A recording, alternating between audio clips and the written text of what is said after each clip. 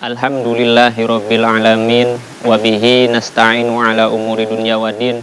Wassalatu wassalamu ala asrofil anbiya'i wal mursalin sayyidina wa maulana Muhammadin wa ala alihi wa sahbihi ajma'in. Faqala Allah ta'ala fil Qur'anil Karim, a'udzu billahi minasyaitonir rajim. Bismillahirrahmanirrahim. Innallaha wa malaikatahu yusholluna 'alan nabi ya ayyuhalladzina amanu shollu 'alaihi wa sallimu taslima. Faqala Nabi sallallahu alaihi wasallam, thalabul ilmi faridatun ala kulli muslimin wal muslimat. Alhamdulillah, pertama-tama dan yang paling utama, marilah kita panjatkan puji dan syukur kita kehadirat Allah Subhanahu wa ta'ala yang telah memberikan kenikmatan dan kesempatan kepada kita semuanya, sehingga di hari kedua ini kita bisa melaksanakan ibadah puasa dengan penuh kehikmatan. Kedua kalinya sholawat serta salam marilah kita sama-sama panjatkan ke junjungan alam Nabi besar Muhammad Sallallahu Alaihi Wasallam yang telah menuntun kita dari jalan kegelapan menuju jalan terang benderang, yaitu agama Islam.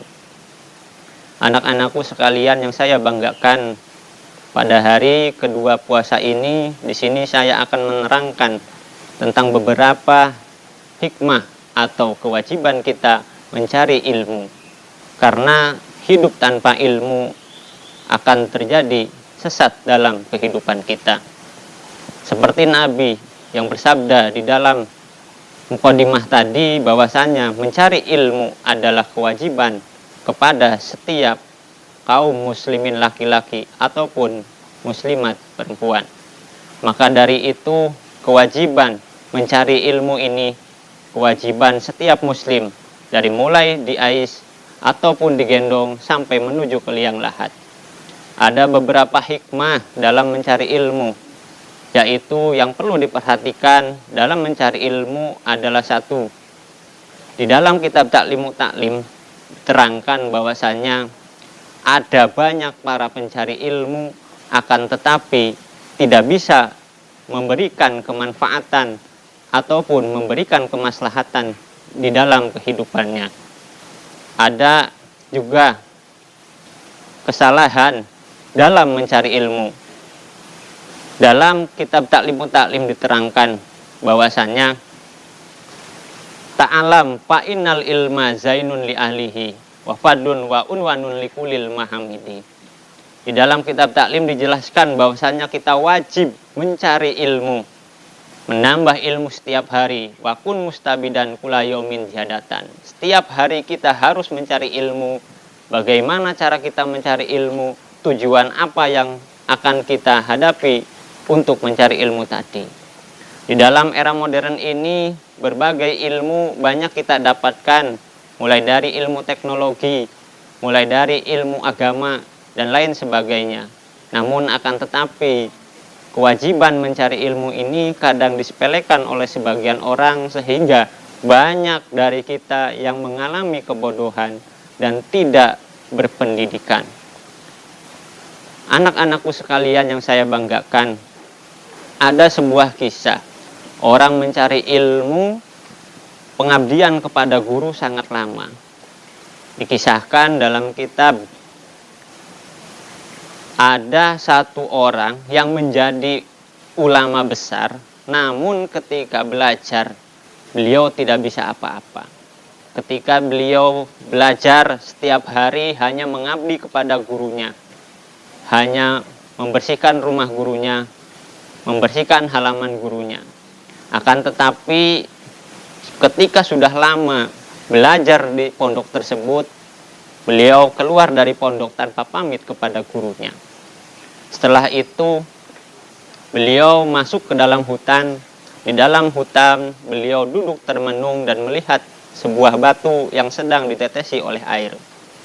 Ada batu besar yang berada di bawah pohon. Kemudian batu itu ditetesi terus oleh air, sedikit demi sedikit. Sehingga beliau berpikir bahwasannya batu saja yang keras, ketika ditetesi air sedikit demi sedikit, maka akan berlubang. Akan tetapi Apalagi hanya otak saya yang tidak keras seperti batu. Kemudian setelah beliau mengambil hikmah dari batu tersebut, beliau balik lagi ke pondok. Yang tadinya niat kabur dari pondok karena tidak tahan dengan perihnya mencari ilmu, beliau balik lagi ke pondok dengan niat ingin belajar lagi. Setelah lama beliau kembali ke pondok, berjalan kaki dari tengah hutan kembali lagi ke pondok, kemudian menemui gurunya. Setelah itu beliau meminta maaf kepada gurunya dan berkata, "Ya Syekh, wahai guruku, saya tadinya itu ingin kabur dari tempat belajar ini karena saya tidak kuat dengan apa yang dilaksanakan selama berpuluh-puluh tahun, akan tetapi saya tidak bisa apa-apa." Kemudian beliau bicara kepada muridnya, "Wahai anakku, pulanglah ke rumahmu, maka semua ilmuku sudah terambil olehmu." Ketika itu beliau pulang ke rumah. Alangkah kagetnya beliau ketika pulang ke rumah, semua masyarakat sudah mendirikan pondok pesantren yang akan dipimpin oleh beliau. Nah, singkat cerita, di sini bahwasannya yang menjadi pelaku utama dalam riwayat ini adalah Ibnu Hajar al-Asqalani. Ibnu Hajar, Ibnu artinya anak, Hajar artinya batu. Maka dengan itu mencari ilmu saja tidak cukup, harus dibarengi dengan adab. Adab saja tidak cukup, harus dibarengi dengan pengabdian. Maka dari itu, jikalau seorang murid ingin menjadikan ilmunya manfaat, maka harus ada pengabdian, baik pengabdian kepada sekolah, baik pengabdian kepada guru, ataupun pengabdian kepada masyarakat. Maka anak-anakku sekalian yang saya banggakan, mulai dari sekarang, marilah sama-sama menata hati, menata perilaku untuk kehidupan di masa yang akan datang. Karena tidak akan semua ilmu yang kita pelajari itu akan bermanfaat di masyarakat. Maka marilah kita sama-sama belajar untuk mencari ilmu dengan sungguh-sungguh. Bertambahnya ilmu setiap hari di sekolah ataupun di rumah, untuk mengaplikasikan ilmu kita di masyarakat. Dan yang paling penting ketika anak-anakku sekalian, ketika ada di sekolah, maka yang harus dilaksanakan adalah mengabdi atau patuh terhadap guru. Karena itu menjadi tolak ukur kemanfaatan suatu ilmu yang telah dipelajari. Mungkin itu saja yang bisa saya sampaikan. Hikmah dari cerita ini, alangkah baiknya, satu, harus mencari ilmu dengan sungguh-sungguh. Yang kedua, harus bisa mengabdi kepada guru atau sekolah agar ilmu kita menjadi berkah dan bermanfaat di masyarakat nanti. Akhirul kalam, wassalamualaikum warahmatullahi wabarakatuh.